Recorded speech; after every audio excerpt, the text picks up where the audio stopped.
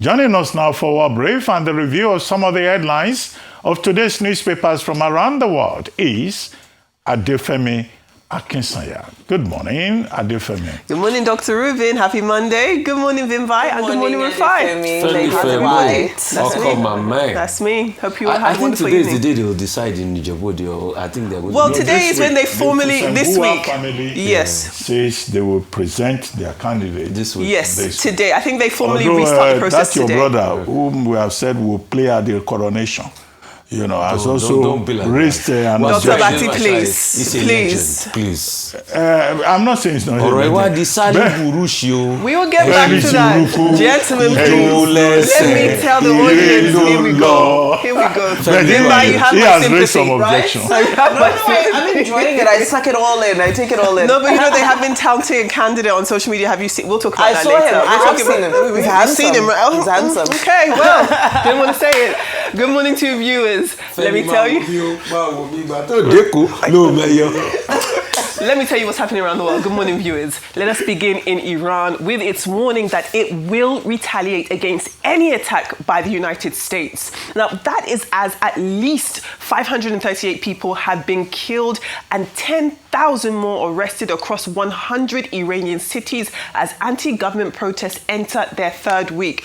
Demonstrations are calling for an end to clerical rule. Medics say more than 100 bodies were brought into hospitals over 2 days alone. And rights groups say the real death toll is feared to be much higher. Now, internet access has been shut off in Iran. All of this while the US watches closely. Now, let's take a look at this. This is Iran's parliament, and you can hear them chant death to America.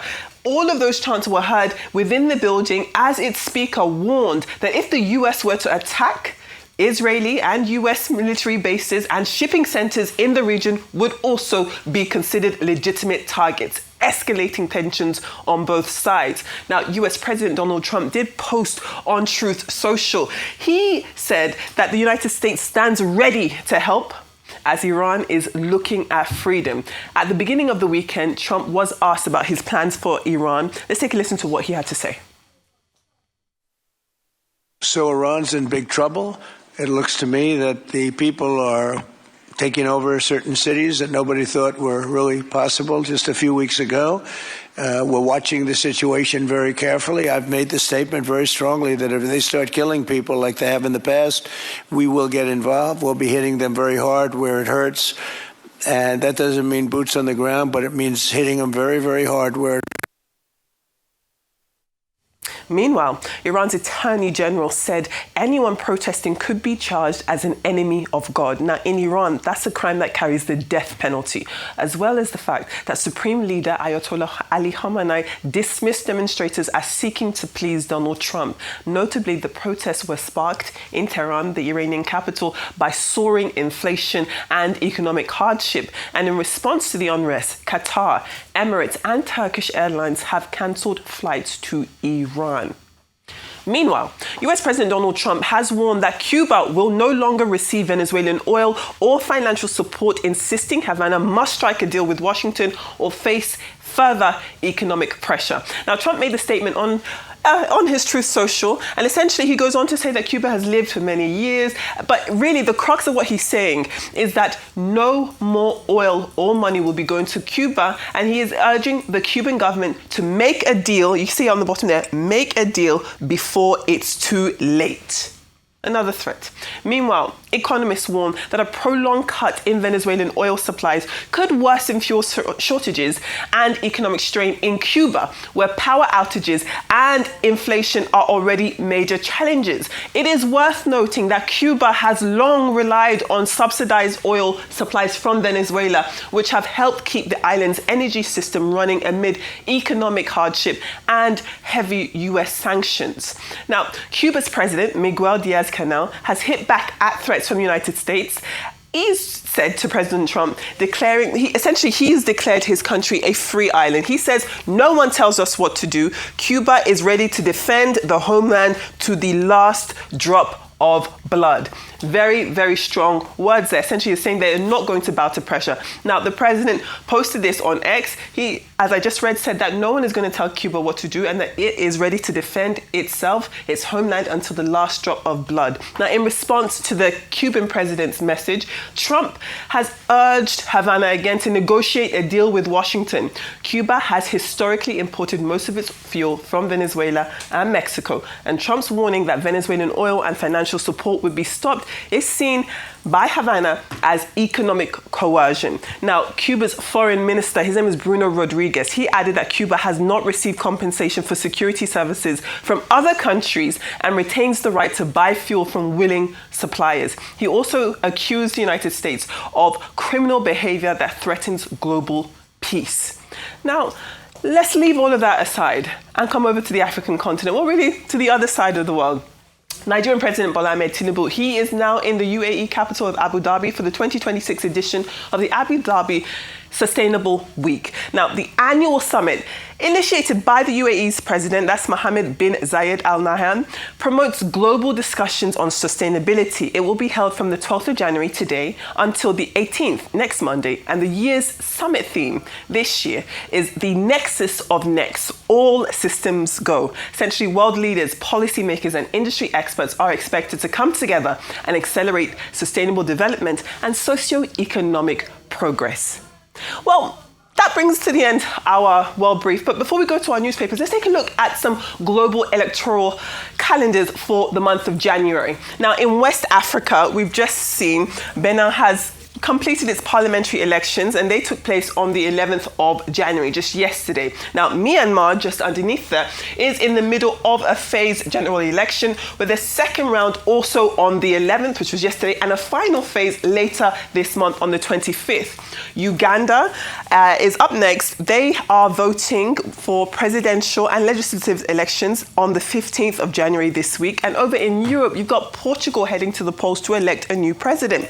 That is going to be on the 18th. And then finally in Ghana, they are starting their primary selections for president. So it's still quite early on in the day, but yes, their primaries start January 2026 on the last day of January on the 31st.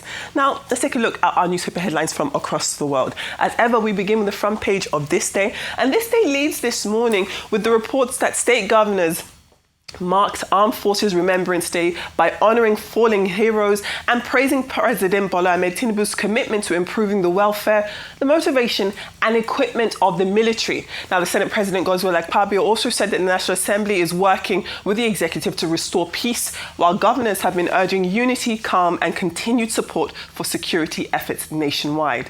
Also on the front page of This Day is the very disturbing news, the update in this situation following Chimamanda Ngozi Adichie. She has served a legal notice on Eurocare Hospital over the death of her 21-month-old son, alleging medical negligence and demanding full medical records. Now, the Lagos State Governor Babajide Sanwo-Olu has ordered an independent probe through HEFMA.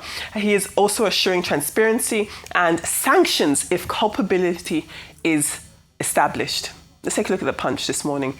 Staying with that story, the Punch does report, it does add to it and says that the anesthesiologist involved has been suspended and that the family disputes claims that standard procedures were followed. It is just a terrible story all round. The Punch also reports that despite a federal directive to roll over most 2025 capital projects, ministries, departments and agencies, MDAs, inserted about 3.5 trillion naira worth of new projects into the proposed 2026 budget, accounted for over 15% of total capital spending. Shall we take a look at the Daily Trust? The Daily Trust this morning does report that the Katsina state government has defended its plans to facilitate the release of 70 suspected bandits, saying that it is part of peace deals that have led to the release of about 1,000 abductees across several local government areas. However, rights groups and security experts have been warning that the move could endanger public safety and have called for compensation for victims' families, especially amid renewed bandit attacks in the state. Let's take a look at the New Telegraph. Well, the New Telegraph reports that a soldier and a Nigerian security and civil defense corps officer were shot dead by suspected herdsmen in Udeku community. It's in Kwande local government area of Benue State, and that was after they were ambushed while returning from a market. That market was called Aga. Now, the attack sparked fresh violence in the area, with houses and farmlands completely destroyed, residents fleeing, while the military and police have confirmed the incident. Shall we take a look at the New Telegraph? Well, you're staying at the New Telegraph, actually. We also have news that the federal government has ruled out tolling the rehabilitated Third Mainland Bridge, with Works Minister David Umahi citing structural concerns and the risk of traffic bottlenecks. Shall we take a look at the Daily Independent? Wonderful. The Daily Independent reports that River State Governor Simi Fubara has urged residents to remain calm amid impeachment moves against him and his deputy, assuring that the political crisis will be resolved peacefully. Meanwhile, the River State House of Assembly alleges a plot by individuals linked to the executive to secure court orders to halt its legislative functions. Let's take a look at some British papers. The Daily Telegraph this morning does report on its front page the news of the members of the Labour Party, senior Labour Party figures and leading Tory and Reform UK members are calling on the Prime Minister, Sir Keir Starmer, to label Iran's Islamic Revolutionary Guard Corps as a terrorist organisation. This is amid a clampdown on protesters, as we reported in the World Brief. And then finally, in the Daily Star this morning, this is the story that jumps out at us here. So you're seeing that Donald Trump may red card some Premier League players under his World Cup travel ban. Now, this could affect 10 World Cup matches, hitting players,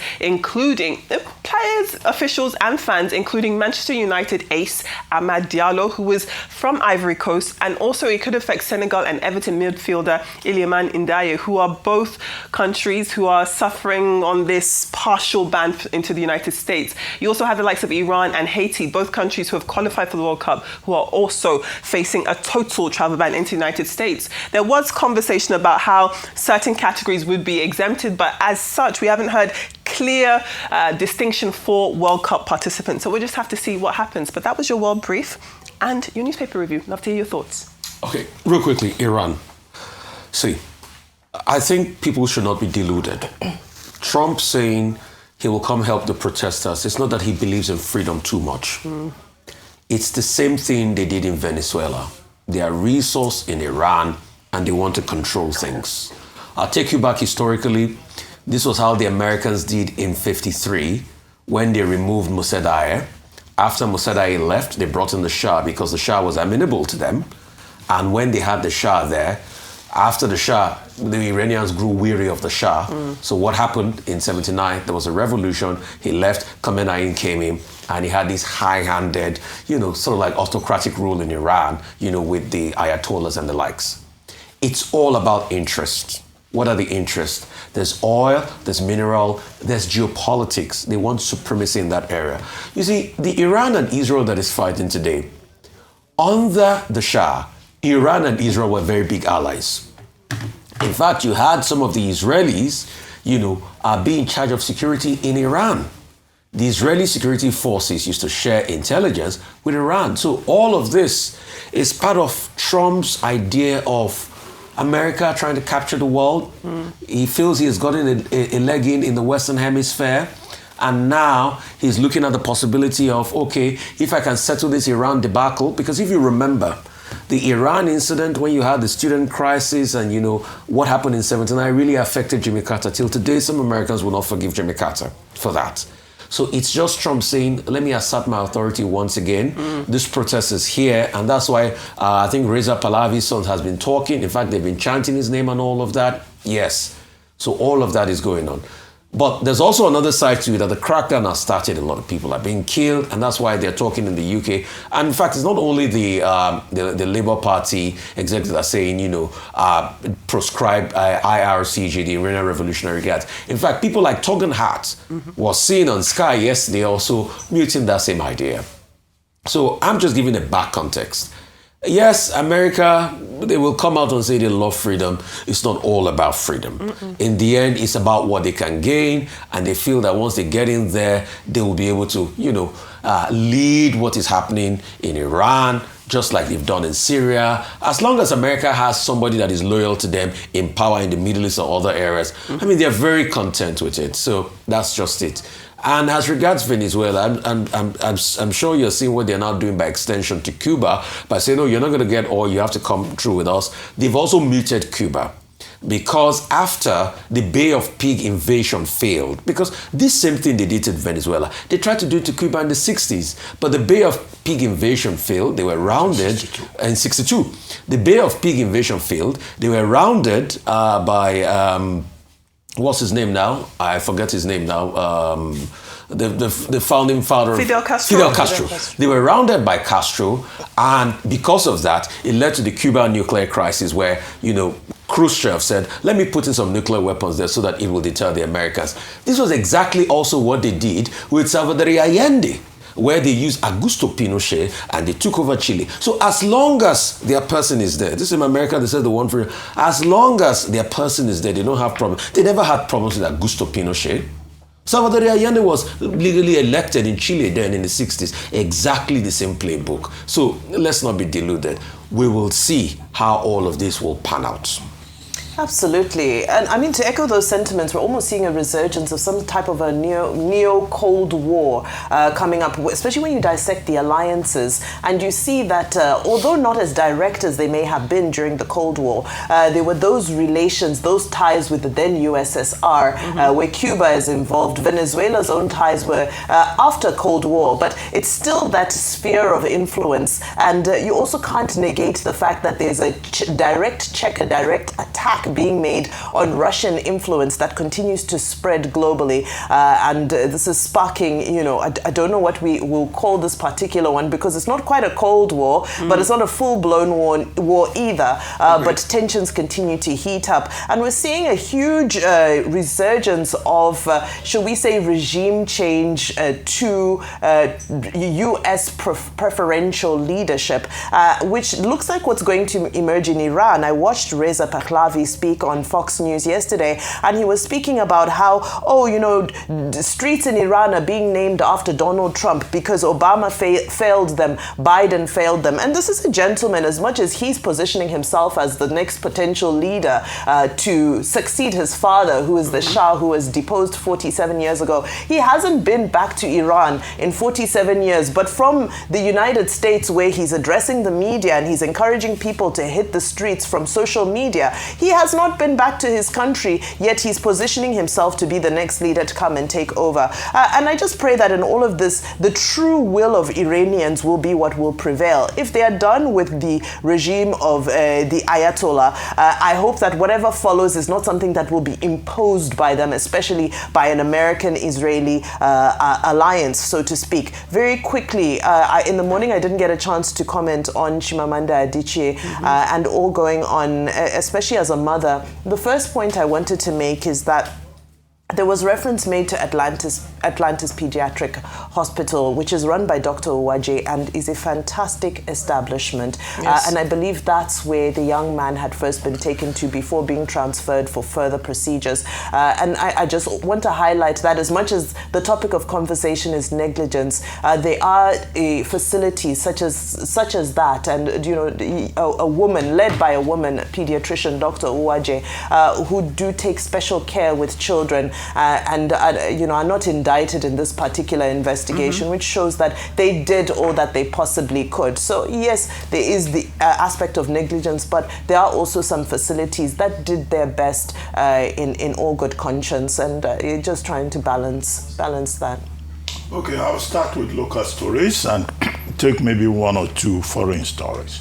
First, the story on the front pages of Tribune, Vanguard, Sun, and Daily Trust today about a story we've been dealing with on this table, which is the Osun State situation with regard to local government councils.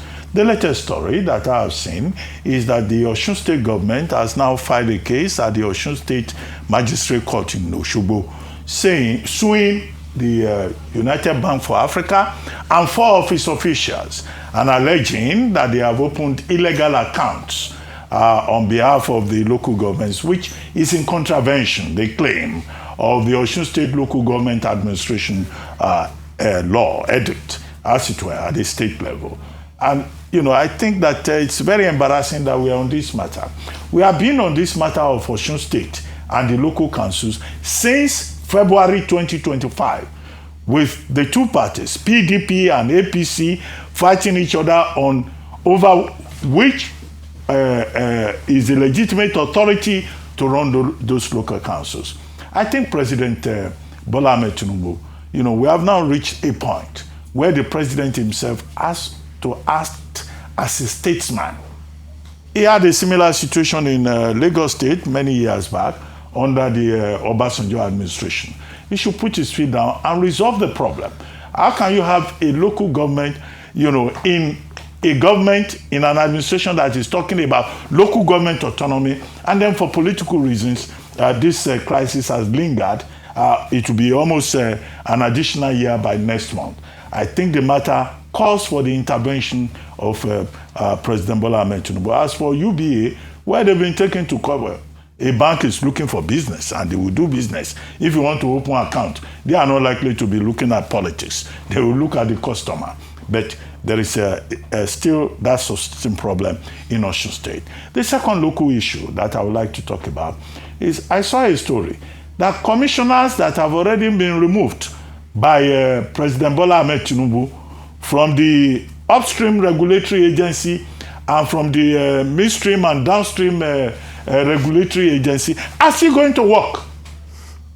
Now, this raises a moral question. Whoever those commissioners are, they should just act in a mature manner, in a reasonable manner, and be moralistic. If they have removed you and they've sent other people's names to the National Assembly for endorsement, for ratification, for vetting, why are you still going to the office? And I think at the NUPRC, where we have Mrs. Eyesan in charge, and NMDPRA, where we have Engineer Mohammed in charge, they should tell the security people, those commissioners, recalcitrant commissioners who are sitting tight, if they come to the office either this morning or tomorrow morning, they should be turned back. When you don't disgrace some people, they don't learn. The story that I read, I don't want to mention anybody's names, but they should learn themselves common sense and stay away from the place. Finally, on elections. Now there will be elections, general elections, in over 40 countries in the year 2026, involving about 1.5 billion people voting to elect people, about 1/5 of the world's population. However, this January, you mentioned Uganda, Portugal, yes, and Myanmar. Now, in those countries, in Africa particularly, let's start with Africa, there will be 10 major general elections in the year 2026, involving Djibouti, Cape Verde, Ethiopia, Zambia, the Gambia, South Sudan, Uganda, and Republic of Congo, where you have Denis Sassou Nguesso, Denis, and then Republic of Benin. However, two issues. If you look at Myanmar, in Myanmar, it's a question of the military trying to impose itself. They started the election on December 28th. The second phase was yesterday. The other phase, I think, is January 25. Yes. But the military in Myanmar has banned the opposition. Their party, their preferred party that lost the election in the 2020 election, they have given them advantage. And then they are saying that 25% of a parliament, their parliament is called Hooch Law. The Piota and the Amiota, that is the military that will have 25% there. So what they are doing in Myanmar, the outcome is predictable, and it is not election. The same case can be made for Uganda, when Yoweri Museveni is looking for a 7th term after 14 years in office. After attaining the age of 81, he violated the constitution, amended the constitution to sit tight. These are the issues, and these are the regrettable, predictable outcomes that we're likely to have in those elections in Myanmar and Uganda that you isolated. Portugal is a different kettle of fish altogether. Thank you. Thank you so much. Great start to the week indeed.